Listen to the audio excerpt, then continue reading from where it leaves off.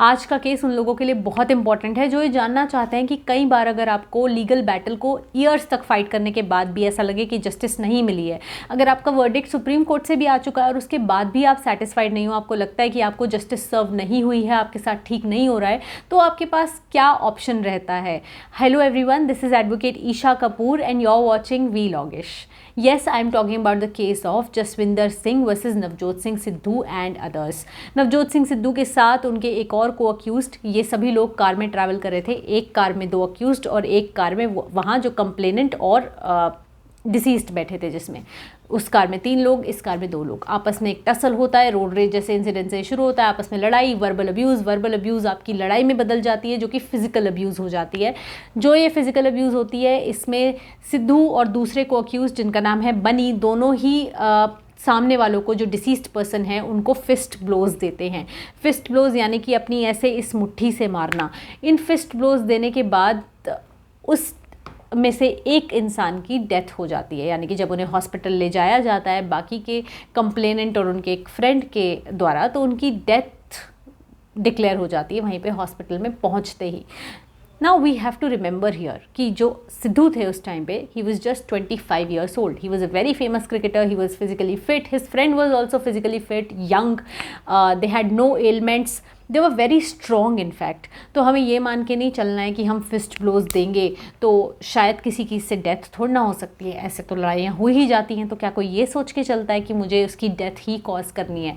इन सारे फैक्टर्स को बहुत ज़्यादा सभी कोर्ट्स ने एग्जामिन किया और इनफैक्ट एक कोर्ट ने तो इन दोनों को ही culpable homicide not amounting to murder के लिए गिल्टी डिक्लेयर कर दिया था, और वो था हाई कोर्ट। ऑल्दो अगर मैं शुरू से जाऊं तो ट्रायल कोर्ट ने पहले इन दोनों को एक्विट कर दिया 1999 में। तो चार्जशीट बनने में ही इस केस की थोड़ा टाइम लगा, फिर उसके बाद चार्जेस फ्रेम होने में अराउंड 6 ईयर्स चले गए, और जब फाइनली वर्डिक्ट आया ट्रायल कोर्ट का, तो उस वर्डिक्ट ने कंप्लेनेंट को और डिसीज्ड की फैमिली को बहुत ज़्यादा डिससेटिस्फाई किया। इस वजह से वो हाई कोर्ट गए। हाई कोर्ट ने बोल दिया कि नहीं, ये एक्विट करने वाला केस तो बिल्कुल भी नहीं था। इनफैक्ट हम इन दोनों को ही सेंटेंस करते हैं 3 ईयर्स के लिए, और इनको पनिश करवाना चाहते हैं हम culpable homicide not amounting to murder. इसका मतलब है कि मर्डर तो नहीं है, इस ऑफेंस की इतनी ग्रेविटी तो नहीं है कि ये मर्डर है, बट उससे थोड़ी सी नीचे की ग्रेविटी है। आपने किलिंग तो कॉज की है, आपने होमिसाइड तो कॉज किया है। आईपीसी में आपको ये पढ़ने के लिए सेक्शन 299 और सेक्शन 300 पर जाना पड़ेगा इसका डिफरेंस समझने के लिए। ऑल्दो बहुत ही थिन लाइन है दोनों के बीच में, बट उस थिन लाइन को समझना कोर्ट्स की बहुत बड़ी जिम्मेदारी होती है। यही हमें सारे केसेस में पढ़ने के लिए मिला है। अगर आप लॉ स्टूडेंट हो, I would recommend you to read the famous case of Virsa Singh. अभी इस केस में और भी बहुत सारे इंटरेस्टिंग एस्पेक्ट्स आने वाले हैं, बट उससे पहले अनअकैडमी का स्पेशल डिस्काउंट है for all those people who are subscribers of V लॉगिश।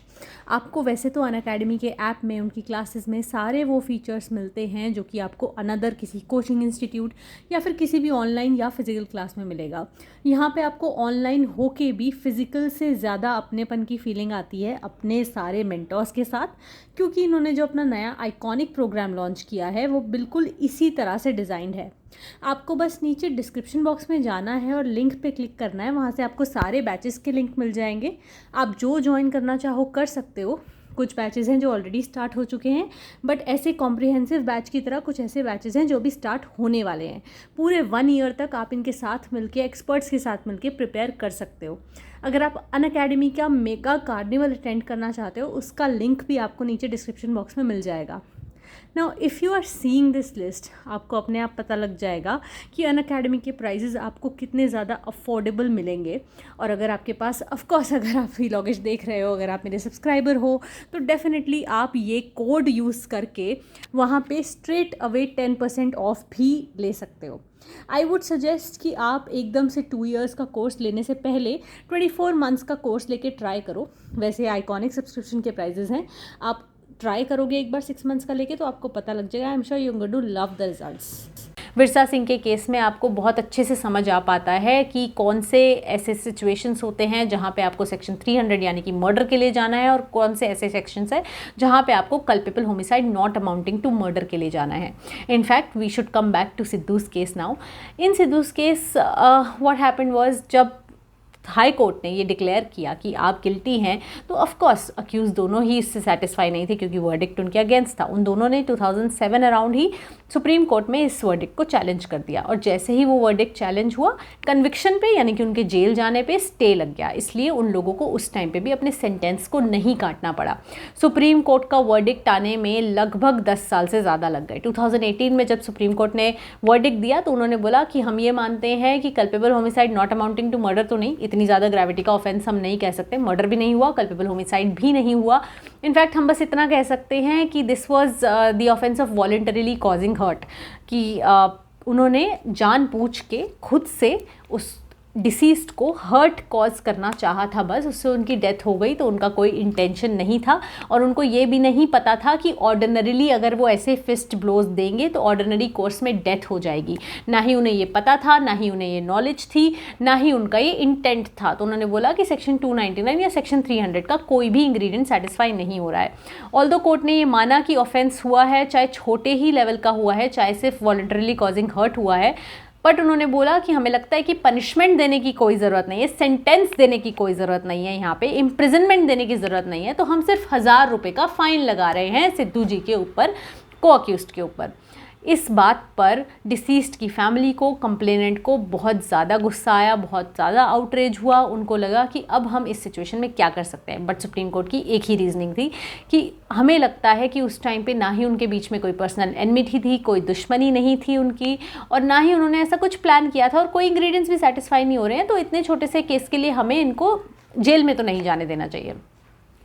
Family dissatisfied थी। यहाँ आता है हमारा मेन पॉइंट, जब सुप्रीम कोर्ट के वर्डिक्ट से भी डिससेटिस्फाई हो जाओ तो आगे कुछ बचता है? बिल्कुल बचता है। आपके लॉ ने आपको, इंडियन लॉ ने इतना ज़्यादा प्रोटेक्ट किया गया है कि आप इसके बाद भी सुप्रीम कोर्ट में रिव्यू पिटिशन लेके जा सकते हो। अगर आप सुप्रीम कोर्ट के रूल्स देखो तो आपको रिव्यू पिटिशन को, 1966 के रूल्स हैं सुप्रीम कोर्ट के, रिव्यू पिटिशन को आपको within 30 days of the judgement लेके जाना है।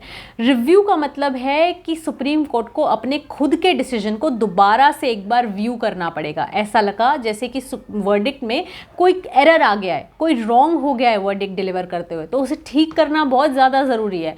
उस समय पे पार्टीज़ रिव्यू पिटिशन की मांग कर सकती हैं, रिव्यू पिटिशन लेके आ सकती हैं। अगर बेंच को लगेगा कि ये रिव्यू पिटिशन सुनने लायक है तो वो बिल्कुल सुनी जाएगी, और इस केस में तो इनफैक्ट वो रिव्यू पिटिशन सक्सेसफुल भी हुई। रिव्यू पिटिशन, अगर हम अपना कॉन्स्टिट्यूशन भी देखें सुप्रीम कोर्ट रूल्स के अलावा, सुप्रीम कोर्ट रूल्स तो फिर भी बाद में आता है, हमें कॉन्स्टिट्यूशन देखना बहुत ज़रूरी है, तो हमें आर्टिकल 137 में रिव्यू पिटिशन की बात की हुई मिलेगी, और उसी को यहाँ पे यूज़ किया गया है। अगर आपके माइंड में ये क्वेश्चन आ रहा है कि क्या रिव्यू के बाद भी अगर कुछ और गलत भी हो गया तो भी हम कुछ और आगे लेके जा सकते हैं, तो बिल्कुल there is one more option. अगर रिव्यू पिटिशन से भी आप सेटिस्फाइड नहीं हैं तो आप क्यूरेटिव पिटिशन भी कोर्ट में लेके जा सकते हैं। ऑल्दो जैसे कि मैंने अभी आपको बताया कि रिव्यू पिटिशन कॉन्स्टिट्यूशन में मेंशन्ड है, सुप्रीम कोर्ट रूल्स में मेंशन्ड है, क्यूरेटिव पिटिशन के बारे में इंडियन लॉ में कहीं भी कोई बात नहीं की है। ये एक ऐसी चीज़ है जो जुडिशरी ने खुद से अपने आप डेवलप की है। तो कितनी लॉडेबल बात है, कितना अच्छा एफर्ट है कि जुडिशरी ने अपने ही एरर्स को ठीक करने के लिए एक मैकेनिज्म खुद से एस्टैब्लिश किया।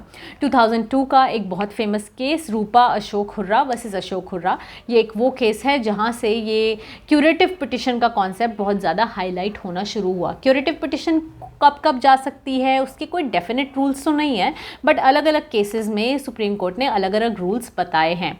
इसमें से बहुत बड़ा एक इंस्टेंस होता है जब आप क्यूरेटिव पिटिशन लेके जा सकते हो, वो कि जब आपको सुना ही नहीं गया है, या फिर जब कोई बायस है। मान लीजिए कि बेंच में ही कोई ऐसा बैठा था जिसके मन में बहुत बड़ा बायस था, या फिर वो पार्टी से किसी ना किसी तरह से कनेक्टेड था। वर्डिक्ट को डिलीवर किया जस्टिस AM खनविलकर और जस्टिस संजय किशन कौल ने। दोनों ने ही बोला कि हमें लगता है कि ऑफेंस इतना सीरियस तो था कि हमें कुछ ना कुछ एटलीस्ट पनिशमेंट देनी चाहिए।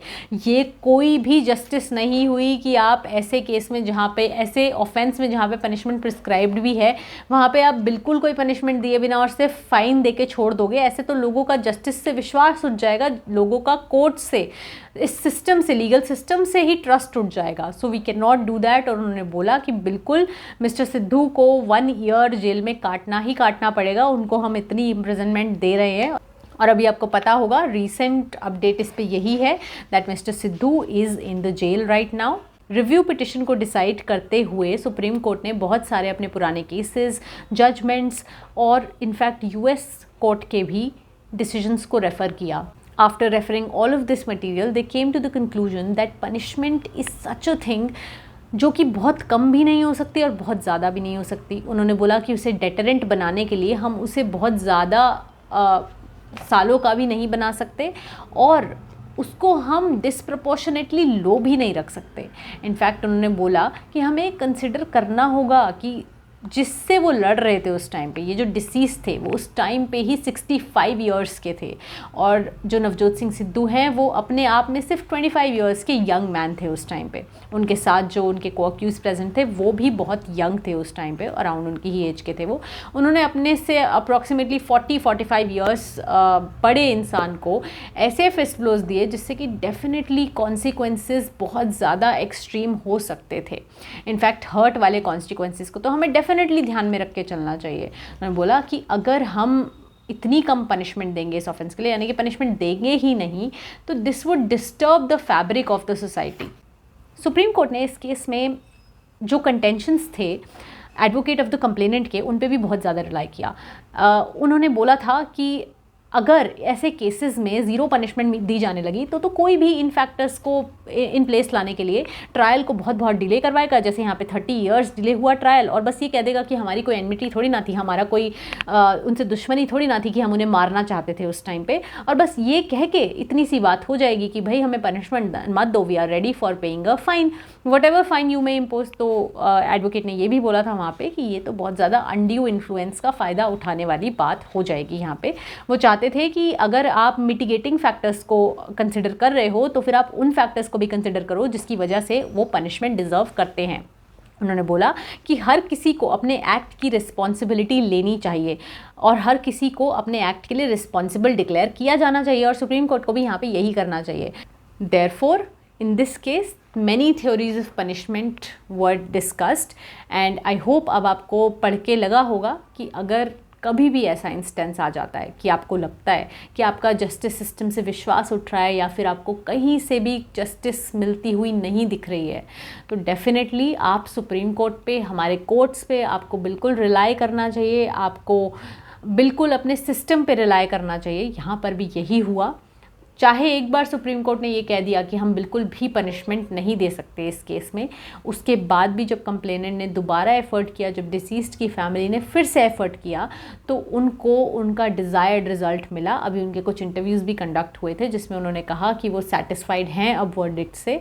I know that this was an incident जो कि कोई नहीं चाहता कि ऐसा हो, बट कई बार अपने एंगर में आके, कई बार वहाँ जो इश्यूज़ होते हैं हमारे सामने आके, जो कि हम देखते हैं रोड रेज में अक्सर ऐसा हो जाता है, ऐसे में ये चीज़ें हो जाती हैं। तो I would definitely only like to advise you कि आप भी हमेशा अपने एक्शंस पे कंट्रोल रखें, वरना लॉ एनफोर्समेंट एजेंसीज़ हैं, कोर्ट्स हैं जो आपको बिल्कुल नहीं छोड़ेंगे। और अगर आपके साथ ऐसा कुछ होता है तो आप प्लीज़ एजेंसीज़ की हेल्प लेने से बिल्कुल भी मत डरो। This was advocate Isha Kapoor. I hope you liked the video. If you liked the video, comment down below. You can check out the other videos that are there on my channel. I create vlogs as well. I show you the life of a lawyer through my channel, and I'll just meet you again with a new video on a new concept. Bye for now.